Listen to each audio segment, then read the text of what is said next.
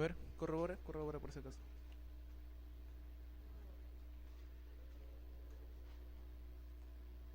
Ya. Ya, doctores. Entonces continuemos con ahora la explicación de lo que es el ciclo vital de la teniasis. Les mencionaba, le mencionaba que habían dos cuadros bien característicos que nos presta para confusión.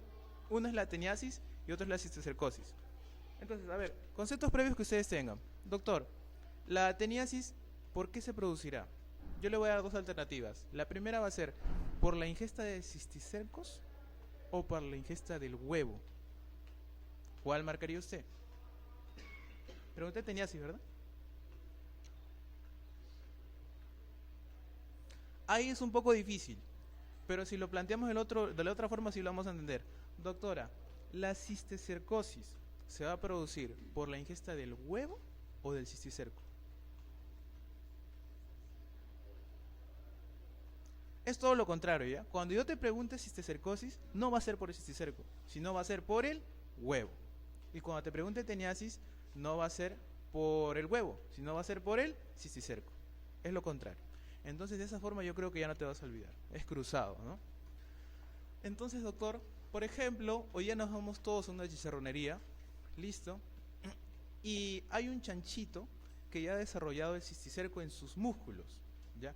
Entonces yo ingiero ese cerdito frito, o mal frito, mejor dicho, y ese cisticerco empieza a desarrollarse en mi ser.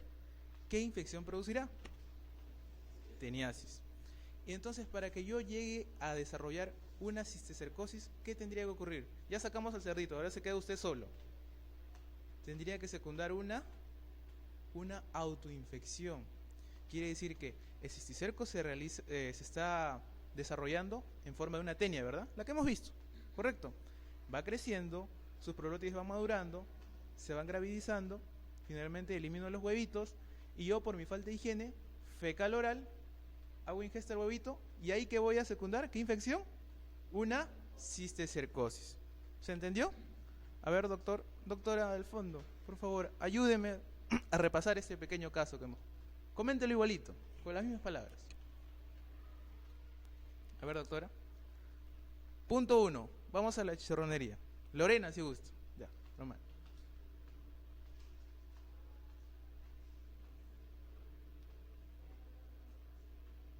Ya.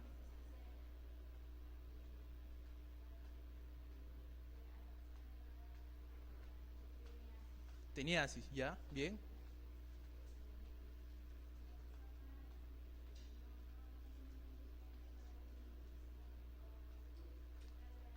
¿Ya? ¿Y qué va a ingerir? ¿El cisticerco o el huevo ahora? El huevo, ya. ¿Y ahora qué va a desarrollar? Cisticercosis, bien. Ahora, de esa cisticercosis, como bien doctora lo ha definido muy bien, felicitaciones. Esa cisticercosis, ¿qué órganos van a ser sus predilectos? Doctor. Cerebro, ¿qué más? ¿Dónde encontró usted cisticerco en el chanchito? En el músculo. Entonces, esos dos lugares van a ser de predilección para el desarrollo de estas infecciones. ¿Ok, doctores? Bien. Entonces, recalcamos el ciclo vital. Mira, dice: la teniasis se transmite al ser humano a través de la ingestión accidental de cisticercos presentes en la carne del cerdo o de vacuno poco cocido. Mira que una teniasis puede transmitirse por la tenia solium o tenia saginata. Sin embargo, el cisticerco se adquiere cuando se ingieren prolótidos o huevos solo de tenia solium. ¿Correcto? O sea, tú no te vas a enfermar de cisticercosis de tenia saginata, solamente de tenia solium. ¿Ya? Entonces no te olvides, ¿ah? Lo mismo que yo me puedo enfermar de teniasis al comer de repente una carne de res que ya había desarrollado, ¿qué, doctor? Un cisticerco. Listo. Entonces, eso básicamente. Avancemos. Acá estamos hablando, doctores, del cuadro clínico de una teniasis. Primero hablemos de la teniasis por tenia solium, ¿ya?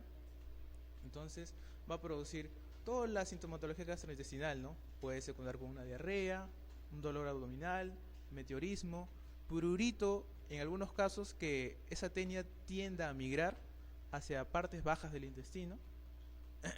Algunos signos, por ejemplo, puede ser la distensión abdominal, la eliminación de proglotis, muy patognomónico de estas enfermedades. Bien. Y ahora hablemos de la cisticercosis, ya del cuadro clínico básicamente. ¿Correcto? Entonces, la cisticercosis, mira lo que dice, la Taenia solium puede infectar al ser humano, en el caso de la cisticercosis, pero no la Taenia saginata. Es lo que te adelantaba, ¿no? Y en cuestión a la neurocisticercosis, es la forma más grave y una de las principales causas prevenibles de epilepsia, entre paréntesis, convulsiones.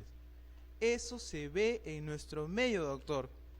Doctor, a ver, usted que está escribiendo, doctor, ¿cuál es su nombre, perdón? Ya le pregunté, pero me olvidé. Sí, Roberto. A ver, Roberto, usted llega, usted está en su puesto de emergencia, ¿ya? De un hospital grande. Entonces, le llega una persona con mioclonías, con de repente una convulsión cantada, ¿ya? Y su residente le da 5 alternativas. Le dice, ¿tú crees que sea? O tú dices, te pregunta más bien, para esa convulsión, ¿tú qué causa crees que sea la principal? Y te plantea 5 alternativas. Primero te dice una crisis de ausencia. El paciente tiene 20 años. ¿Ya? Después te dice, de repente, una convulsión tónico-clónica. Te plantea también por ahí cisticercosis. Y después te plantea de repente un oligodendroma. En esas 4 alternativas, ¿tú cuál pondrías en primer lugar? O sea, esta es la causa más probable, dirías. A ver, doctor.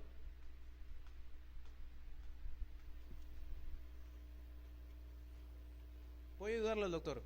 En nuestro medio, doctores, una convulsión es sinónimo de cisticercosis hasta que no se demuestre lo contrario. Es la primera causa de convulsión en nuestro medio, la cisticercosis. ¿Ok, doctores? En segundo lugar, ¿qué sería? ¿Alguien sabe? Doctor por ahí. En segundo lugar está si no hay una clínica fija de la crisis de ausencia, tiene que ser pequeño, ¿no? O tónico-clónica, tiene que ver el llanto, todas esas cosas. Y sobre todo si es mayor de edad, en el segundo caso está el tumor más epileptogénico, que sería el oligodendroma. Listo. Entonces no te olvides, pregunta de examen. La causa más frecuente de convulsiones en nuestro medio es la cisticercosis. Entonces ahí vemos, ¿no? Mira, dentro de la clínica, doctores, este cuadro puede permanecer asintomático y silente por gran tiempo, ¿ya? Sin embargo, en estadios un poco más avanzados, cuando ya deja la enfermedad que avance y pasan los años, puede haber signos como cefalea, ceguera, convulsiones, hidrocefalia, meningitis y, ¿por qué no?, la demencia. También conlleva la demencia, doctores. ¿Qué otra enfermedad infecciosa de tipo bacteriana, de transmisión sexual, te conlleva la demencia? Sífilis. Muy bien, doctora. Entonces, bueno, esto ya es otro tema. Vamos a repasar las preguntitas. Ahora creo que ya está todo fijado, ¿no, doctores? Ahora sí van a responder toditas las preguntas, las van a arrasar con ellas, ¿no? ¿Acá cuál sería, doctores? Pequeños e inmaduros, ¿no? Los que están cerca del escólex. ¿Qué sería acá? Mira, dice que es hexacanto, dice que tiene una corteza radiada. ¿Huevo de qué será, doctores? De Taenia spp, ¿no? Listo. ¿Cuál de estos agentes en el hombre es solo huésped intermediario? Ya lo respondieron. Echinococcus, ¿no? Porque sería huésped perdón, definitivo, ¿no? Bien. Que tiene más de 12 ramificaciones, doctores. ¿Solium o saginata? Saginata, muy bien. El fármaco de elección en el tratamiento de Taenia saginata es... Ahí está el problema. El fármaco de elección, doctores, en cuestión a tenias, ¿cuál va a ser?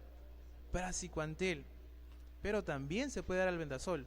Si ustedes dan albendazol, no quiere decir que sean malos médicos. Quiere decir que han salvado una vida, pero no tienen los conceptos fijados en cuestión de un examen. En cuestión de un examen, el fármaco de elección es praziquantel, ¿correcto? Posteriormente hablaré de su mecanismo de acción en las otras clases, en la parte de antiparasitarios, y se van a dar cuenta que el praziquantel y el albendazol tienen una diferencia. Uno que realiza una parálisis flácida y otro una parálisis espástica.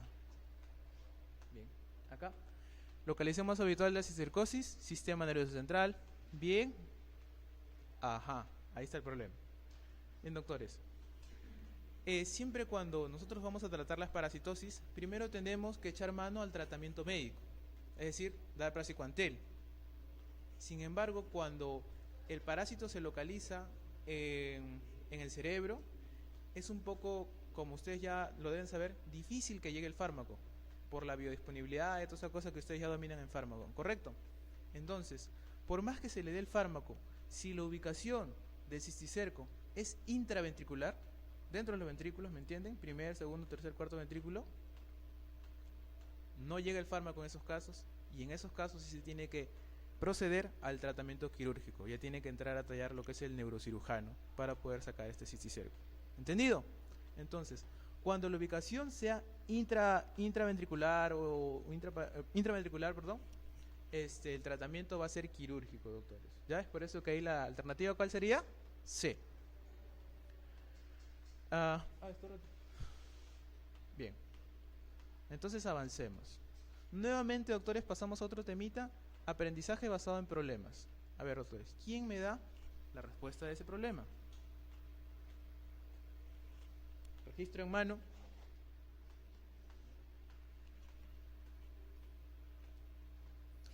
Hay un dato que yo he obviado porque si lo ponía ya era demasiado evidente el diagnóstico. Hasta ahí es recontra evidente. Paragonimiasis, dice la doctora. A ver, doctor. Láncese a la piscina. Pero está sin agua, por si acaso. A ver. Doctor Roberto, ayúdenos.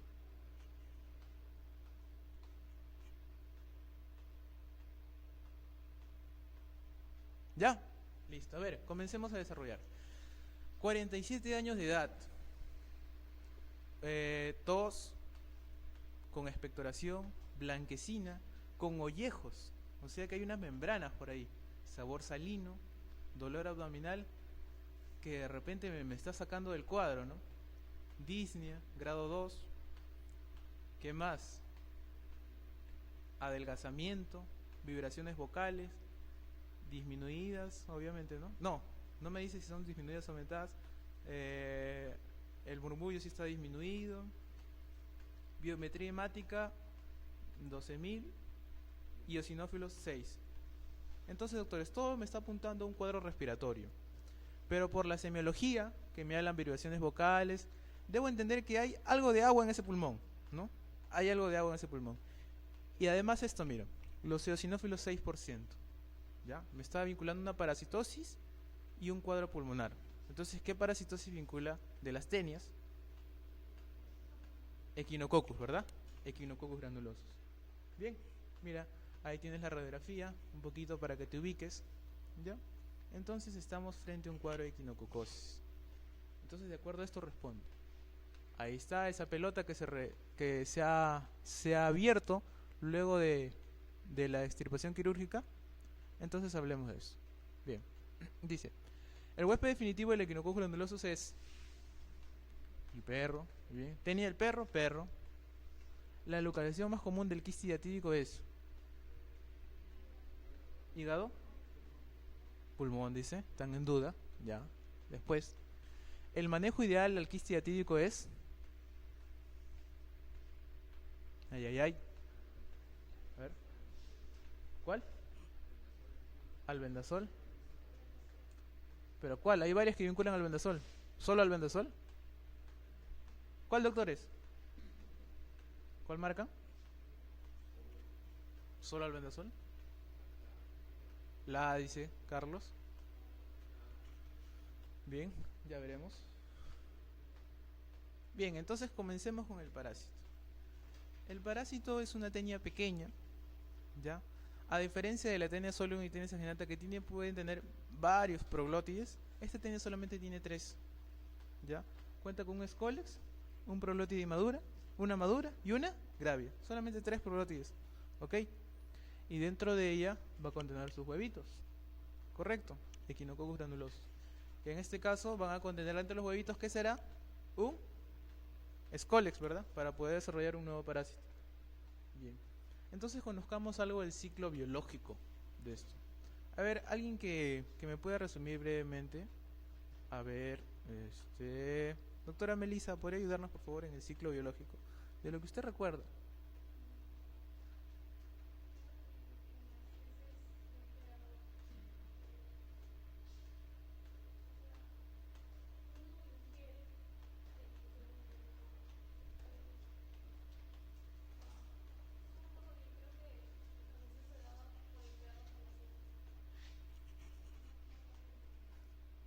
¿Ya?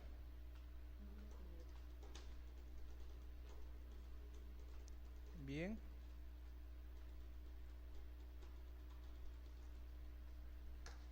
Ya, gracias. Entonces, recordemos un poquito. Esta transmisión se va a dar por el juego de dos personajes, dos huéspedes, tres en el caso del hombre.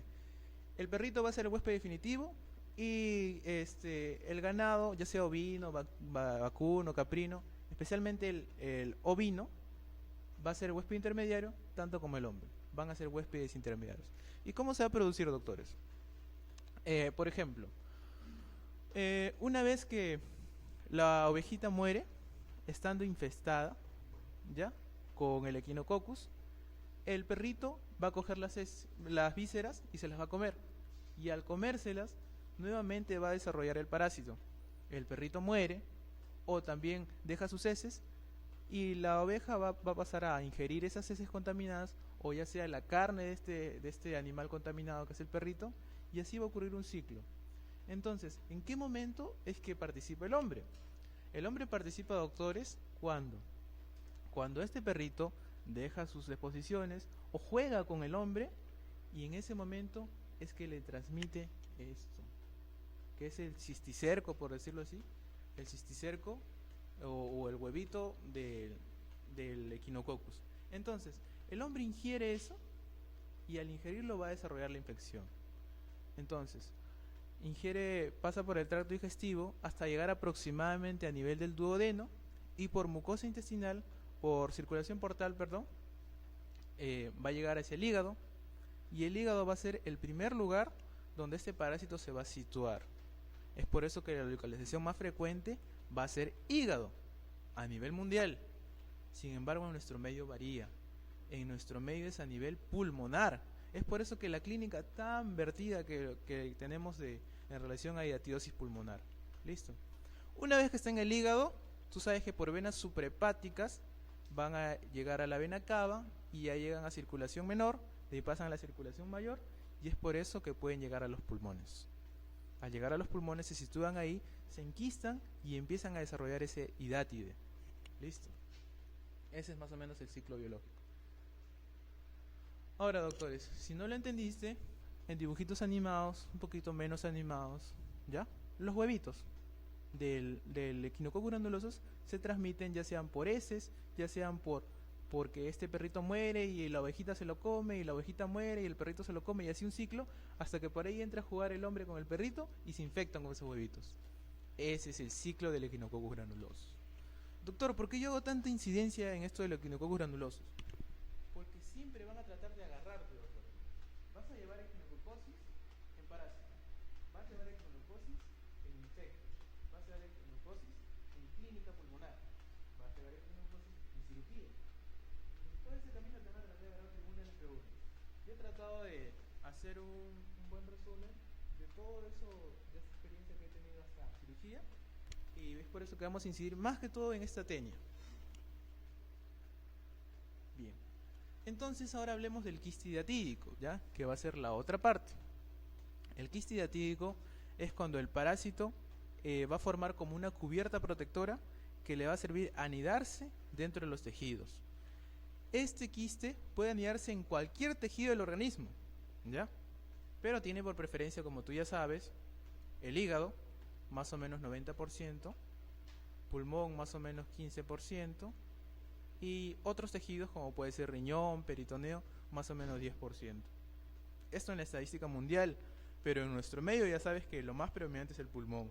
Ahorita vamos a explicar por qué. Entonces, doctor, mira, el quiste va a tener la siguiente estructura que tú debes saber porque en parásito contamos con esta lámina. ¿Ya? Primero va a tener una capa que la va a unir al tejido, se llama capa adventicia.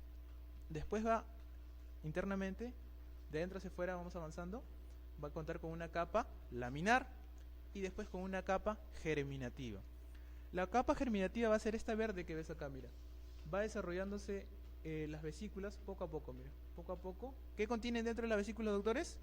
Escólex, ¿no? Escólex de Echinococcus granulosus. Entonces van avanzando, desarrollándose, hasta que estas vesículas hijas sean independientes y salgan. Y vuelvan a desarrollar nuevas vesículas hijas.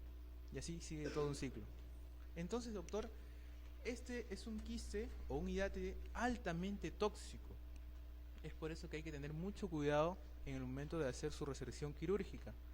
Porque basta que haya alguna fisura, algún aceramiento de este quiste y se desencadena una reacción anafiláctica que puede llegar a matar al paciente. Correcto. Hasta ahora yo no entiendo la gran pericia que tienen los cirujanos cardiovasculares para poder extirpar un quiste hidatídico. Pero lo voy a averiguar.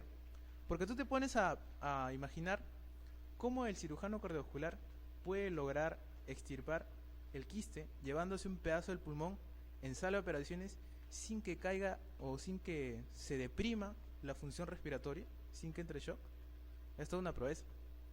Entonces póngase a pensar más o menos cómo es que se va a extirpar esto.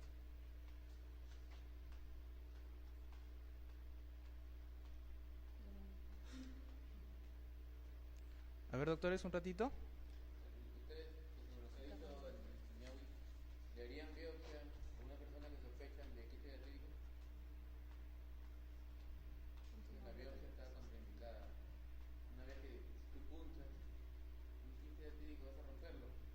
Todo el contenido se va a liberar y va a ser lo que se llama coloración anafiláctica. También está contraindicada la biopsia. No se puede hacer biopsia.